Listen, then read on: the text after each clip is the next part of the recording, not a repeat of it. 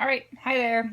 I'm working on a base for a berry bowl, and so I have a slab here that has been set up a little bit, so it's not quite soft leather hard. It's a little softer than that, so it's definitely still pliable, but the clay is set up enough that when I turn up the edge, it kind of stays there.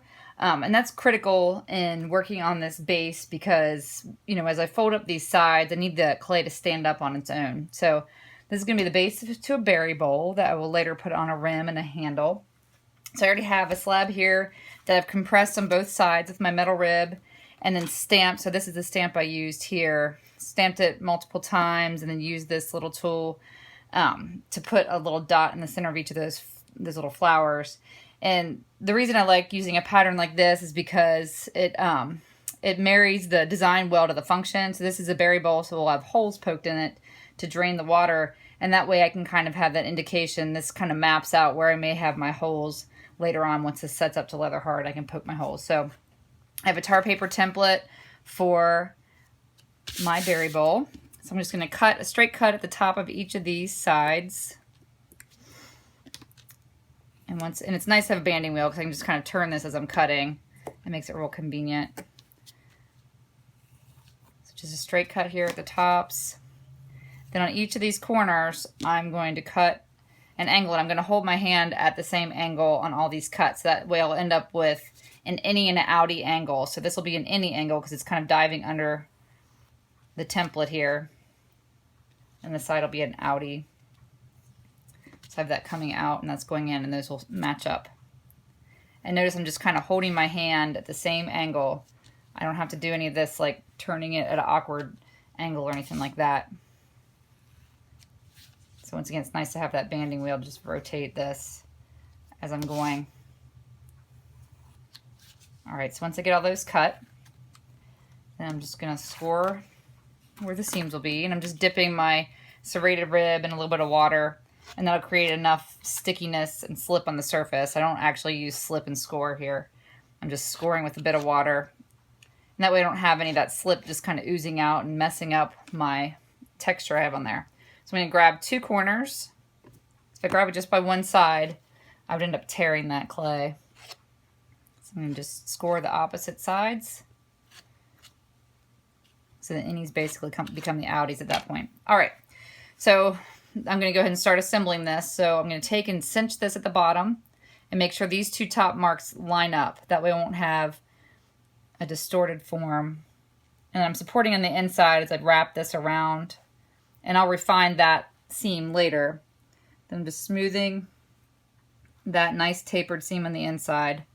And it essentially erases that attachment. You don't even really see that there. And I'll refine that much more later as well. So matching up the tops. So notice I did opposite sides here. And because this clay is set up a little bit, see how it's standing up on its own? If this was really wet and soft clay, that would just flop over. And if it was too dry, it would crack along the seam here where the walls begin to be the base.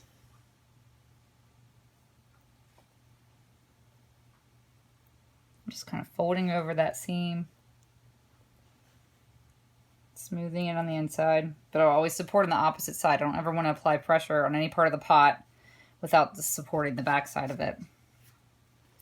All right, so once I get this assembled, then I can start refining that shape because I want this to be kind of a soft square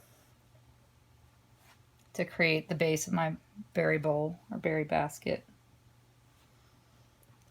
All right, so once I get that all assembled, I can just kind of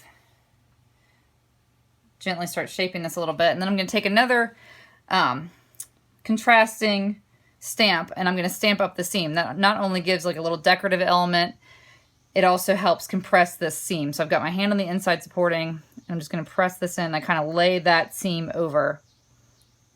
And I don't mind that evidence of how the seam came together showing.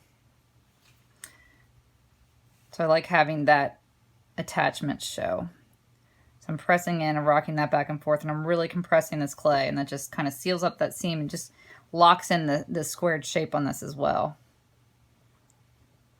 But you can see with the stamp I have, these dots that will indicate an opening that I'll later cut into the piece for the drain holes.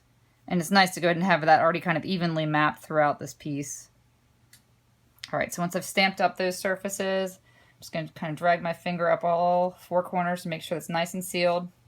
I'm going to give a little score to this top of the seam just to lock that in.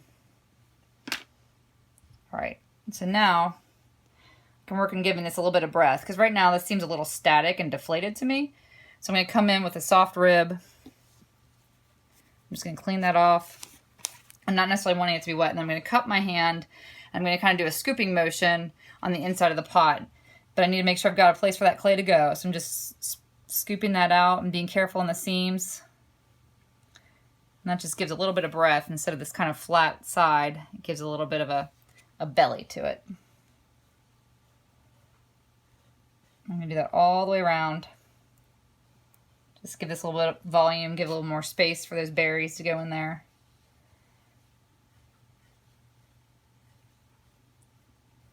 All right. So once I do that on all four sides, then I'm going to get down and assess this form and kind of lock that in to the square.